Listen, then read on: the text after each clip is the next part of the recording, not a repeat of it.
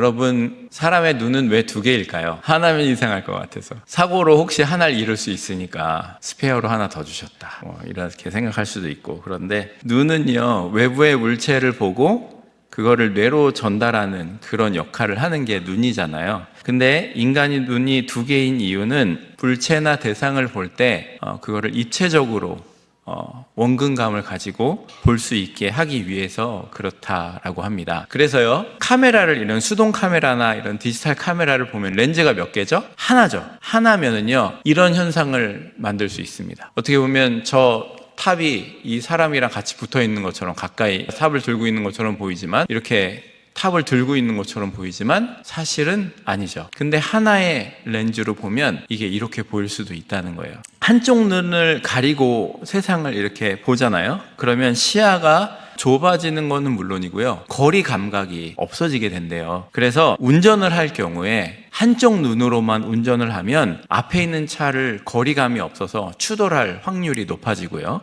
그리고 한쪽 눈으로만 이렇게 보고 걸어 다닐 때 물건이 이렇게 있는데 거리감이 없어서 내가 자꾸 부딪힌다거나 계단을 오르고 내릴 때 넘어지고 그렇게 된다고 합니다. 그래서 이 눈이 두 개가 있는 거는 양쪽 눈으로 거리감 있게 전체적인 것을 입체적으로 보고 하라고 눈이 두 개 있다는 거예요. 시야각이 또 문제가 생기는데요, 한쪽 눈이 보통 150도 정도 된다고 합니다. 그럼 이쪽 눈이 보는 거는 또 150도죠. 그래서 이렇게 여러분이 눈을 가리시고 이쪽 눈으로 보다가 이쪽 눈으로 봤다가 하면은요, 물건이 이쪽에 있다가 이쪽에 있다가 이렇게 보입니다. 근데 양쪽 눈으로 보면은 이게 같이 보이죠. 근데 양쪽 눈으로 봤을 때 이게 두 개가 이렇게 보인다거나 그러진 않잖아요. 이게 하나로 입체적으로 보이게 된다는 것이죠. 그래서 양눈으로 보면은 이 각도가 150도, 150도 막 이렇게 해서 300도가 되는 게 아니라 한 200도 정도로, 220도 정도 넓게 이렇게 볼 수 있게 된다는 거예요. 이같이 눈을 한쪽만 사용하면은요, 문제가 많다는 거예요. 그래서 눈이 두 개가 있는 건데, 눈을 각각 하나만 사용하지 않고 하나의 눈으로 보는 것처럼 사용하는 능력, 이거를 양안시라고 한다고 합니다. 양쪽 눈으로 볼 수 있는 것이 하나로 보인다는 거예요. 근데 이렇게 눈이 혹시 사시가 되면은요, 이게 이렇게 두 개로 보인대요. 그러면 힘들겠죠. 그렇지만 그렇지 않고 양눈으로 물체를 온전히 보면 하나의 물체처럼 많은 각도에서 입체적으로 볼 수 있게 된다는 거예요. 그래서 이게 참 태어날 때부터 갖고 있는 되게 고마운 능력인데, 우리가 이거를 모르고 살 때가 참 많구나 하는 생각이 드는데요. 하나님께서 근데 우리 눈을 두 개로 만드신 이유가 꼭 그러한 이유 때문만은 아닌 것 같습니다. 우리가 인생을 살아가면서 한쪽 면만이 아니라 다른 면을 바라보면서 균형감을 가지고 살라고 우리에게 두 눈을 주신 것 같고요, 당장 보이는 것, 눈에 보이는 것 말고도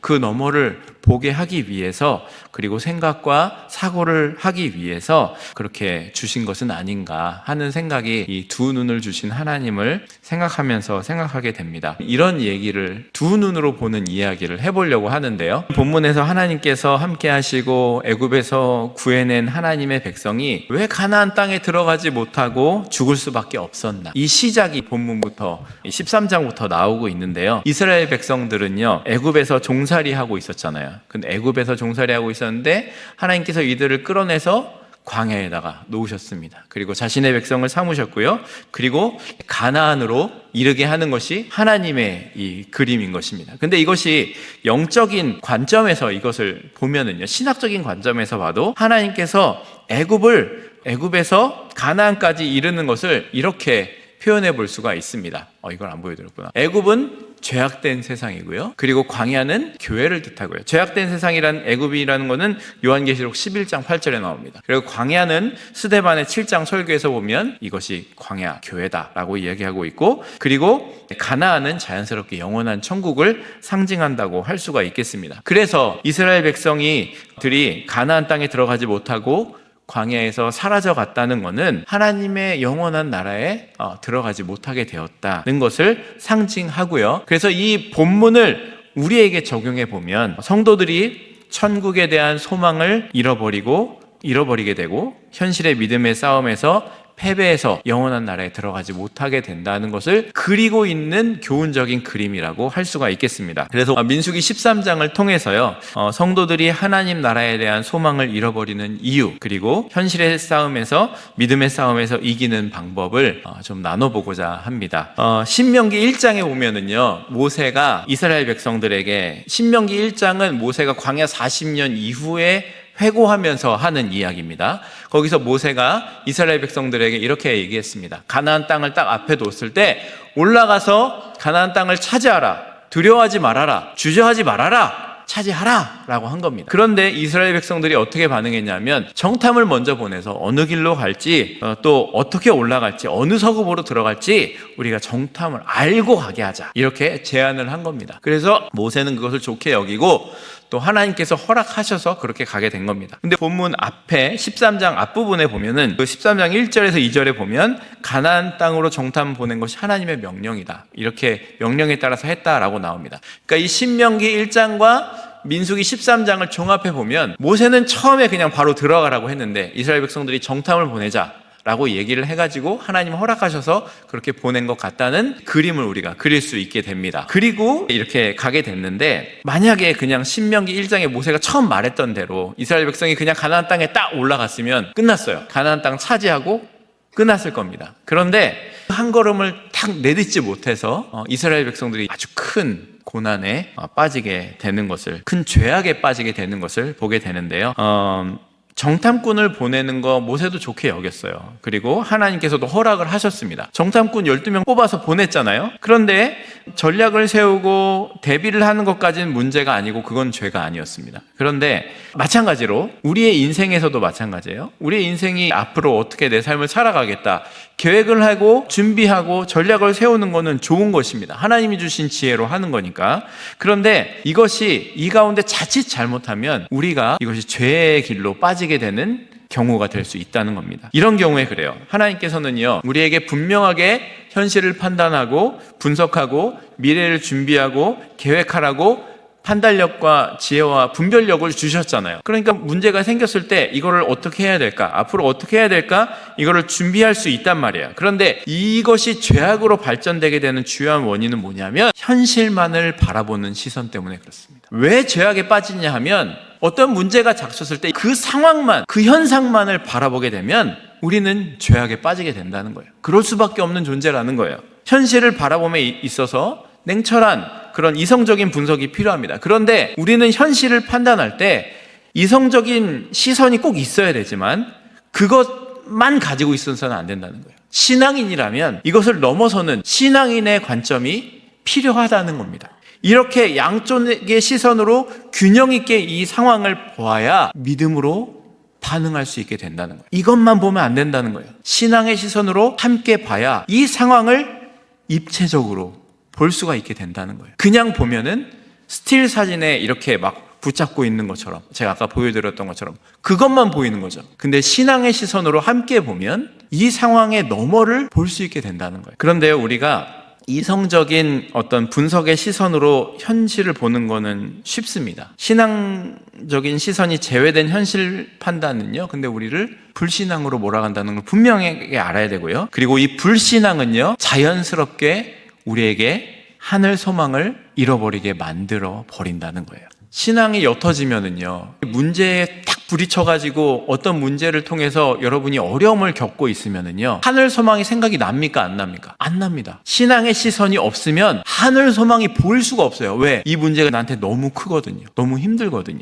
이 모습이 이스라엘 백성들에게 그대로 나타나고 있어요. 25절 이하를 보면은요, 정탐꾼들이 가나안 땅을 정탐한 후에 모세와 이스라엘 백성들에게 와서 보고를 하는 겁니다.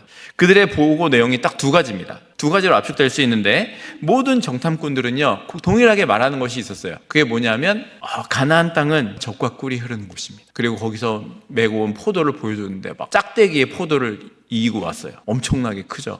이런 곳이다, 엄청나다라는 거죠. 그리고요, 또 다른 보고는 뭐였냐면 그곳에 살고 있는 사람들에 대한 이야기였습니다. 거기에는 아낙 자손이 살고 있다는 것이었어요. 이 사람들이 보고 정탐한 거를 얘기해 주는 거예요. 아낙 자손이 살고 있다. 그들은 거인이었고요, 굉장히 큰 사람들이었다는 거예요. 이것이 정탐 보고의 내용이었습니다. 이 여호수아와 갈렙을 제외한 10명의 이런 보고에 대해서 말씀의 28절 이하에 보면은 그 사람들은 네피림의 후속인 아낙 자손들이 있고, 거기는 거주민을 삼키는 땅, 32절에 나와요. 거주민을 삼키는 땅이고 모든 백성은 신장이 장대하고, 그리고 네피림 후손인 아낙 자손의 거인들을 보았다. 우리가 보기에 그들이 우리를 보면 메뚜기라고 여길 것이다. 이렇게 보고를 하는 이 모습을 보면은 정탐꾼들이 이 보고는 사실 팩트를 이야기한 거는 정확한 팩트였어요. 근데 보고만 하고 끝냈으면 되는데 이 사람들이 가미를 합니다. 그러면서 뭐라 그래요? 32절, 33절이 그걸 보여주는 거예요. 그 땅은 거주민을 삼키는 땅이다. 뭐 말도 안 되는 소리죠. 그리고 그 다음에 말하는 게 모든 백성이 신장이 엄청나다. 골리앗 같은 사람들만 있다. 이러는 거죠. 그리고 네피림의 후손인 아낙 자손이다. 일단 설명하는 걸 보면은 뭔가 팩트가 있었어요. 그런데 현실을 봤어요. 근데 거기에 조금 개인적인 것을 판단을 더해가지고 이야기하면서 이야기하게 되고요. 이 보고를 들은 이스라엘 사람들이 본문에 보면은 14장 1절에 보시면은, 성경으로 보시면은 온 회중이 소리 높여 부르짖으며 백성이 밤새도록 통곡했다라고. 근데 여호수아와 갈렙의 보고를 보면은요, 여호수아와 갈렙도요 이 사실을 분명히 봤단 말이에요. 이 사람들도 봤잖아요. 그 사실을 알아요. 인정해요. 그런데 그 사실을 부인하지 않아요. 아낙 자손이 강하고 키가 크고 많다는 것 부인하지 않습니다. 여호수아 갈렙도 그것을 인정한 겁니다. 그런데 같은 상황을 보고 10명과 여호수아와 갈렙의 결론이 다르다는 거예요. 여호수아와 갈렙은 일어나서 올라가자라고 얘기했고요, 나머지는 엄청난 이야기를 한 겁니다. 이 모습을 보면서 우리가 생각해 봐야 되는 게 있어요. 여호수아와 갈렙, 우리가 올라가서 땅을 취하자, 능히 이기리라 했어요. 그런데 나머지 10명은 안 된다는 겁니다. 그들은 우리보다 강하다. 거주민을 삼키는 땅이다. 신장이 장대한 자들이다. 네피림의 후손이다. 라고 얘기하는 거예요. 여러분 잘 보시면은요, 아낙 자손들이라는 사람들은 키가 컸던 사람들이래요. 근데 이 사람들이 여기에다 붙인 말이 뭐냐면 네피림의 후손이라는 거예요. 네피림은 뭐냐면은요, 홍수 시대 이전에 살았던 장대했던 사람들이에요. 위대한 용사들. 그런데 이 사람들은요, 홍수 때 살아남았어요? 죽었어요? 다 죽었어요. 없는 존재예요. 그런데 가나안 땅에 갔는데 큰 사람들이 있는 거예요. 그러니까 이 사람들이 아낙 사람들인데 네피림이다, 이렇게 얘기합니다. 요즘 와서 현대의 의술로는 큰 사람들이 거인증이라는 병에 걸린 사람인 것을 알아요. 그리고 이 거인증에 걸린 사람들은 제가 찾아보니까 50% 정도 거인증에 걸린 사람을 낳게 된다고 하더라고요. 그러니까 그 마을 사람들은 크겠죠. 근데 가나안 사람이 다 그런 건 아니거든요. 근데 그렇게 이야기를 하고 상반된 결론을 내리고 있는 거예요. 이 10명의 정탐꾼들은요, 사실 되게 엘리트들을 보낸 거거든요. 판단력도 있고 발도 빠르고 젊고 이런 사람들을 보냈는데 이 사람들이 가나안 땅 들어가면 다 죽는다, 이렇게 보고를 한 겁니다. 이런 결론을 내리니까요, 그 말에 위력이 있고요, 한 목소리로 이 사람들이 안 된다고 하니까요, 이스라엘 백성 전체를 흔들어 놓게 된 겁니다. 보통 본문에 대한 결론을요, 10명의 정탐꾼은 부정적인 측면을 보았고 여호수아와 갈렙은 긍정적인 측면을 보았다. 우리는 매사에 긍정적으로 생각해야 됩니다. 안 된다고 할 것이 아니라 하면 된다고 해야 됩니다. 부정적인 사람들 때문에 이스라엘은 다 망했습니다. 무조건 긍정적으로 생각해야 됩니다. 어떤 일이든지 저질러 놓으면 하나님이 다 도와주십니다. 이런 식으로 가면 안 되는 거죠. 정탐꾼들을 통해서 성경이 이야기하고 싶은 이런 게 아니라는 거예요. 10명의 정탐꾼이 무조건 부정적으로 본 게 아니고요, 사실이 있었어요. 가나안 땅이 젖과 꿀이 흐르는 곳이고 그 땅에 큰 사람들이 있었어요. 아낙 자손들이 살고 있었고 보고를 하긴 했어요.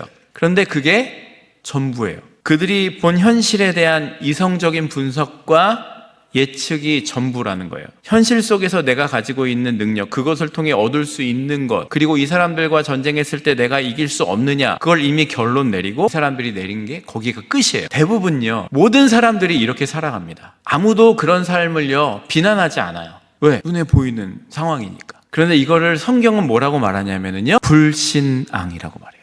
눈에 보이는 팩트인데 이거를 그렇게 판단하고 결론 내리는 거를 불신앙이라고 얘기한다고요. 14장 1절을 읽겠습니다. 내가 그들 중에 많은 이정을 행하였으나 어느 때까지 나를 믿지 않겠느냐. 하나님께서요, 내가 너희한테 그렇게 많은 이적을 행했는데 언제 너희가 나를 믿겠느냐라는 거예요. 이스라엘 백성들이 경험한 하나님은요, 우리가 경험한 하나님과는 비교가 안 돼요. 이집트에서 일어났던 일들, 그리고 홍해를 가르고 건넌 일들, 광야에서 그 사람들이 살아남고 있는 일들, 그리고 하나님께서 구름 기둥과 불 기둥으로 또 만나로 먹이시는 일들, 엄청난 일들을 경험하고 있잖아요. 그리고 엄청난 군대를 하나님께서 바다에 다 수장시키신 걸 봤잖아요.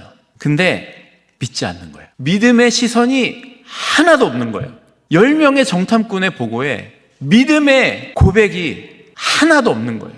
현실의 판단만 있는 거예요. 여호수아와 갈렙이요, 10명이랑 다른 얘기한 거는 이 사람들은 현실감이 없는 사람이었나요? 아니거든요. 우리에게는, 이 사람들에게는요, 그 사람들이 보는 것과 다른 관점이 여호수아와 갈렙에게 있었다는 거예요. 그게 하나님의 시선이에요. 영적인 시선이에요. 신앙적인 관점이에요. 하나님의 시선, 영적인 시선, 신앙적인 관점. 여러분, 10명의 정탐꾼은요, 철저히 현실에 기반한 사람들이었어요. 현실을 정확히 보고요, 파악하고요, 그것에 기반해서 계획을 세웠던 사람들이라는 거예요. 현실을 이성적으로 분석하고 판단한 사람들이에요. 아무도 세상 사람들을 비난하지 않아요. 분명한 팩트니까. 그런데 그거는요, 하나님 나라의 백성의 삶이 아니라는 거예요. 불신앙이라는 거예요. 하나님 나라를 향해 걸어가는 사람들의 시선은요, 어떻게 해야 된다고요? 두 눈으로 봐요. 현실의 시선을 보지만 하나님 나라의 시선으로 함께 그 상황을 봐야 된다는 겁니다.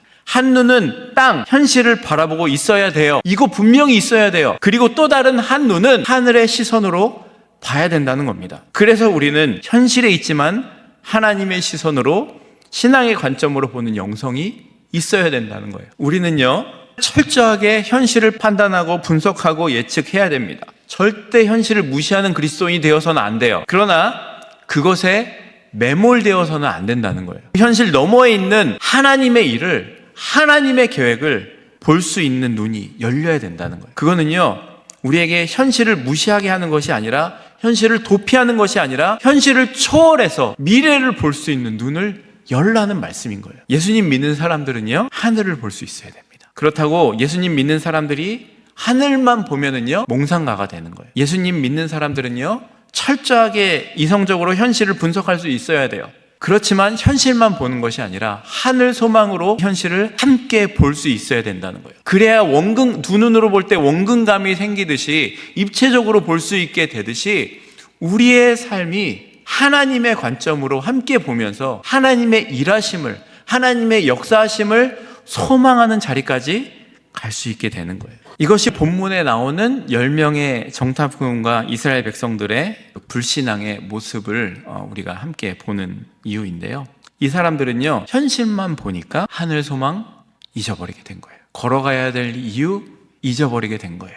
가나안 땅이 앞에 있는데 들어갈 생각을 하지 못하게 된 거예요. 그런데요, 우리가 살아가는 이 현실이요, 녹록치 않습니다. 처절합니다. 우리가 예수님 믿는다고요, 아이들이 대학에 가서 합격하고, 좋은 대학을 잘 졸업하고, 좋은 직장을 가고, 결혼을 잘해서 자녀들 잘 낳고, 아픔 없이 사는 것이 아니라는 거예요.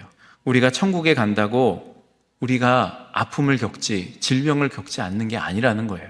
우리가 천국 백성으로 산다고 사업이 실패하지 않는 것이 아니라는 거예요. 하늘나라 바라본다고 없던 자녀가 생기고 결혼을 잘하고 행복하게 사는 게 아니라는 거예요. 나와 아내와 내 아이들과 그들의 삶의 문제가, 병들미, 경제적인 어려움이 너무도 강하고 너무나 커서 도저히 넘을 수 없는 벽처럼 보일 수도 있다는 거예요. 이 현실을요, 우리가 이성적으로 분석해 보면 그냥 주저앉고 싶은 생각밖에 들지 않을 거예요. 그래서 그런 현실의 장벽에 매몰돼 버리면은요, 우리는 더 이상 소망 없는 존재가 되는 거예요. 어떤 분은 이렇게 얘기합니다. 현실적인 문제가 해결되고 나면 내가 신앙에 돌아오겠습니다. 이런 생각 버려야 됩니다. 무슨 생각이냐면은요, 하나님, 가나안 땅에 안악자손이 다 죽고 나면 제가 가나안 땅 들어가겠습니다. 그때 들어가겠습니다. 똑같은 얘기예요. 이런 생각 옳지 못한 거잖아요. 왜냐하면은요, 하나님께서는요, 어려움이 있는 현실 속에서 신앙으로 반응하길 원하시기 때문이에요. 현실 속에서 우리의 발목을 잡고 있는 어려움이 너무도 강하고 너무나 커서 도저히 소망의 걸음을 뗄 수 없을 수도 있어요. 그러나 그때 하늘을 향해 시선을 돌릴 수 있는 여유가 없을 그때에 이를 악물고 하늘을 바라봐야 된다는 거예요. 하늘의 시선으로 현실을 바라봐야 된다는 거예요. 그것이 참 어렵습니다. 그런데 이를 악물고 지금 시선에서 하늘의 시선에서 현실을 바라봐야 된다는 거예요. 그래야 우리가 오늘을 살 수 있는 거예요. 한쪽 눈은 현실을 보고 한쪽 눈은 하늘에 두고 현실을 살아가는 삶. 이것이 그리스도인의 삶이에요. 제가 앞에 말씀드렸던 양안시라 그랬죠. 입체적으로 이 상황을 볼 수 있게 되는 거예요. 요즘은요, 더 신기한 기계들이 나왔어요. 버추얼 리얼리티라 그래가지고 이런 안경 같은 걸 쓰면은 내 주위가 360도 위아래 다 보여요. 신기한 시대죠. 다 보인단 말이에요. 카메라를 찍고 나면 이 주위가 다 보인다니까요. 내가 거기서 모든 걸 볼 수 있어요. 저 앞에도 볼 수 있고요. 이 옆으로 가서도 볼 수 있고요. 이 상황을 볼 수 있단 말이에요. 그러면 어때요? 이 앞에 있는 문제가 사실 엄청 나한테 커 보이는데 이렇게만 봐도요, 아무것도 아닐 수도 있어요. 그럴 수 있다는 거예요. 이게 그리스도인의 삶의 자세예요. 이것이 진정으로 우리로 하여금 현실을 이기는 힘을 주고요, 하늘나라에 대한 소망을 잃어버리지 않게 하고 승리하는 삶을 살게 하는 믿음의 삶의 모습인 겁니다. 여러분, 십자가를 이번 주에 좀 깊이 묵상하시면서 여러분이 이런 눈이 열리시면 좋겠어요. 예수님께서 여러분을 위해서요, 여러분의 삶의 길을 다 열어주셨어요. 허락해 주셨어요. 그런데 이거를 우리가 주님의 신앙 안에서 이 상황을 보지 못하면 그 너머를 볼 수 없게 되거든요. 그러니까 그런 시야가 열리는 한 주간이 되도록 여러분 말씀 묵상하시고 기도하시면서 함께 하시면 좋겠습니다. 말씀 그래서 적용하는 거는요, 현실의 눈, 믿음의 눈, 양쪽 눈으로 바라보며 하나님 나라의 백성답게 참 소망을 가진 백성으로 살기로 정해봤습니다. 이 양쪽 눈의 시야가 우리에게 있어야 됩니다. 그래서 그 상황을 볼 수 있어야 되고요, 그 가운데 일하시는 하나님, 역사하시는 하나님을 볼 수 있어야 돼요.